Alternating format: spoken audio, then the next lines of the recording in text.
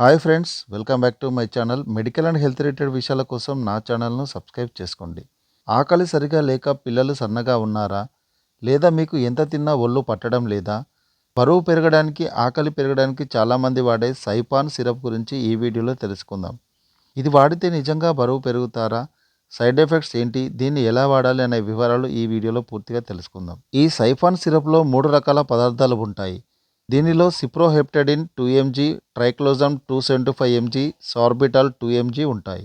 దీనిలో ఉండే సిప్రోహెప్టడిన్ అనే పదార్థం అనేది ఆకలిని పెంచుతుంది. చాలామంది పిల్లలు ఏ ఆహారం తీసుకోరు. వాళ్ళకి ఈ సిప్రోహెప్టడిన్ ఇవ్వడం ద్వారా వారికి ఆకలి వేస్తుంది. అంతేకాకుండా ఈ సిప్రోహెప్టడిన్ అనేది యాంటీహిస్టమిన్ గుణాలను కూడా కలిగి ఉంటుంది. దీనిలో ఉండే ట్రైకోలిన్ సిట్రేట్ అనేది ఇది కొలెస్ట్రాల్ మరియు కొవ్వు జీవక్రియ ప్రక్రియలో సహాయపడుతుంది మరియు కాలేయానికి కూడా సహాయం చేస్తుంది. దీనిలో ఉండే మరొక పదార్థం సార్బిటాల్. ఇది సిరప్కు రుచిని ఇస్తుంది మరియు కొంతవరకు మలబద్ధకాన్ని తగ్గించడానికి కూడా ఇది సహాయపడుతుంది. ఈ సిరప్ను ముఖ్యంగా పిల్లల్లో మరియు దీర్ఘకాలిక అనారోగ్యంతో బాధపడే వారిలో ఆకలి లేమి సమస్యను తగ్గించడానికి దీన్ని వాడుతూ ఉంటారు. అంతేకాకుండా తక్కువ బరువు ఉన్న వ్యక్తులలో తగినంత ఆహారం తీసుకునే కారణంగా బరువు పెరగడానికి కూడా ఇది సహాయపడుతుంది.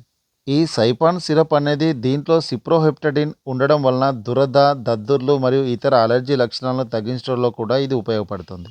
ఈ సిరప్లో ఉండే సిప్రోహెప్టడిన్ అనే పదార్థం ఇది మెదడులోని హైపోథాలమస్ అనే భాగంలో ఉండే సెరోటోనిన్ అనే రసాయన పదార్థాన్ని తగ్గిస్తుంది.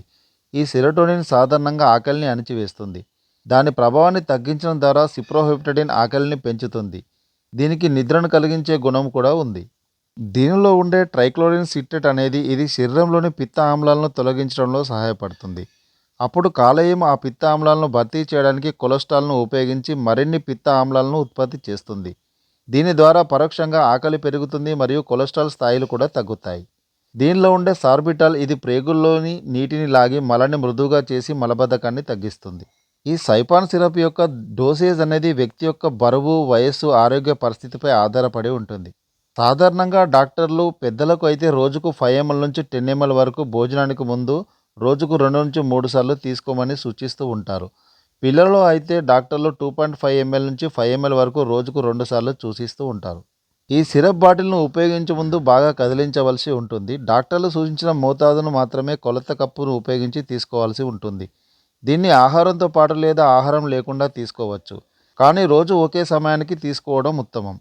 దీన్ని తీసుకున్న తర్వాత నిద్రమత్తు వచ్చే అవకాశం ఉన్నందున రాత్రి పడుకునే ముందు తీసుకోవడం మంచిది.